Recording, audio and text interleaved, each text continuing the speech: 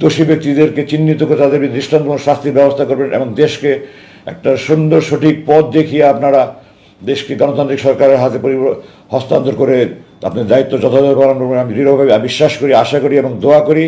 আমি জনগণের প্রতি, সমস্ত রাজনৈতিক দলের প্রতি আহ্বান জানাচ্ছি, আপনারা আপনাদের সর্বাত্মক সহযোগিতা অব্যাহত রাখবেন এই বিপ্লবী সরকারের প্রতি। এবং রাজনৈতিক দলের প্রতি আমার বিশেষ অনুরোধ থাকবে, আপনারা ওনাদেরকে নির্বাচন নিয়ে কোনো রকমের কোনো চাপ দেবেন না, আপনারা কোনো রকমের সময় বেঁধে দেবেন না। ওনারা, আমি দৃঢ়ভাবে বিশ্বাস করি, ওনারা যথাযথভাবে কাজ করে যত দ্রুত সম্ভব ওনার গণতান্ত্রিক প্রক্রিয়া চালু করবেন। এই জন্য আপনারা দয়া করে কোনো রকমের কোনো মানসিক চাপ বা কোনো রকমের কোনো বক্তব্য ওনাদেরকে দিয়ে ওনাদেরকে বিব্রত করার চেষ্টা করবেন না। ওনাদেরকে ওনাদের টাইম ফ্রেমে, সেটা কতদিন আমি জানি না, আল্লাহ জানে, ওনারা জানেন, দেশবাসী আপনাদের সহায়তা ওনার কাজ করতে পারবেন, আমি দৃঢ় বিশ্বাস করি। আজকের তরুণ যুবক ছাত্র জনতা যেভাবে কোনো রকমের সামরিক প্রশিক্ষণ ছাড়া, কোনো রকমের অস্ত্র ছাড়া নিজের বুক ঝাঁপিয়ে পড়ে তারা যুদ্ধ করে দেশ স্বাধীন করেছে, এদের অবদান আরও অনেক বেশি বলে আমি মনে করি। এবং এই জন্য আমি জোর দাবি জানাই যে প্রথম মুক্তিযুদ্ধে যেমন শহীদ এবং বিভিন্ন বীরত্বপূর্ণ দায়িত্ব পালনের জন্য বীরশ্রেষ্ঠ, বীর উত্তম, বীর বিক্রম, বীর প্রতীক খেতাব হয়েছে, এই তৃতীয় মুক্তিযুদ্ধের শহীদদের প্রতি আবু সাহিদ সহ শহীদ এবং অন্যান্য যারা আহত হয়েছে, যার কৃতিত্বপূর্ণ ভূমিকা পালন, তাদেরকেও যথাযথভাবে এই সাহসিকতাপূর্ণ খেতাব, বিশিষ্ট, বীরুত্তম, বীর বিক্রম, বীর প্রতীক যথাযথভাবে সরকার একটা কমিটি করে যাকে যে যেটা প্রাপ্য সেই খেতাব দেওয়ার জন্য আমি দৃঢ়ভাবে আহ্বান জানাচ্ছি। আপনারা ক্ষমা করবেন, আমার মা নিয়ে কথা বলতে গেলে আমি আবেগ থামাতে পারি না। আমার মা ছিলেন আমার জীবনের শ্রেষ্ঠ বন্ধু।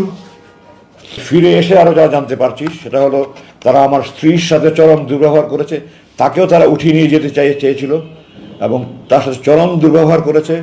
তাকে এক পর্যায়ে গায়ে হাত দেওয়ার মতো অবস্থা হয়েছিল। সে আমার মার হাত জোরে ধরে বলেছে, আমি একা যাবো না, নিতে হলে আমার মাকেও নিতে হবে। তারপরে তারা আমার মাকে তাকে আর কিছু বলেনি। কিন্তু আমার বাসার যুবতী কাজের মেয়ে, তার গায়ে হাত উঠিয়েছে। আমার বাসার যে দেখাশোনা করে আমাদের ম্যানেজার, তাকে মাটিতে ফেলে তার বুকের উপরে লাফিয়েছে। বাসার যত সিকিউরিটি গার্ড ছিল, দারোয়ান ছিল, যত কর্ম ছিল, তাদেরকে নির্মমভাবে তারা নির্যাতন করেছে। আমার বাসা তছনছ করে তার আলমারি বাক্স সব কিছু তারা ভেঙে চুড়ে, তারা মোবাইল, কম্পিউটার আর যা ইচ্ছা তারা নিয়ে গিয়েছে। স্টিল আলমারিগুলো তারা ভেঙে ফেলেছে। সারা রাত আমি এই আতঙ্কে আছে। একটা আপায়ের আওয়াজ শুনলে আমি মনে করছি এই বুঝে আমাকে ক্রস ফায়ার নিয়েছে, এই বুঝে আমার ক্রস ফায়ার নিয়ে যাচ্ছে। আমাদের সে গুম মানে তো ক্রস ফায়ার, এটাই একটা চিরাচরিত হয়ে আসছে।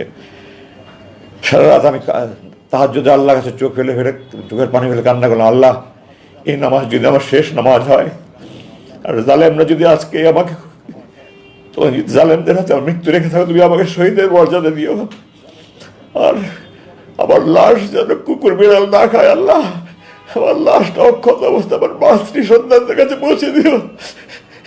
আমি তাহাজ্জুদের ফজর নামাজ পড়ে, দোয়া পড়ে বিছানায় শুলাম, চোখে তো ঘুম আসে না।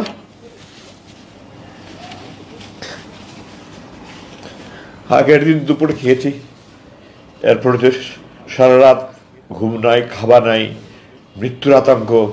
পরের দিন সকালে নাস্তা দিয়েছিল আমাকে, চা, পরোটা, ডিম ভাজি। নাস্তা খাওয়ার তো নাস্তাটা দিয়ে দেখলেই আমার চোখ দিয়ে ঝরঝর করে পানি বলে, কারণ আমি মাকে নিয়ে খেতে বসছিলাম। মাকে দুইয়ের সময় লোকমা খাইয়ে দিলাম। আমি বললাম এগুলো নিয়ে যান, আমি খাবো না। এরপরে 12টার দিকে হঠাৎ করে আমার মনে হলো আমার হাত পা সব খিঁচুনি আসছে। আমার মনে হলো আমি যেন মরে যাচ্ছি। আমার চোখ মুখ অন্ধকার হয়ে আসছে। আমি চিৎকার চেঁচামেচি শুরু করলাম। এরপরে আমি আর কিছু বলতে পারবো না।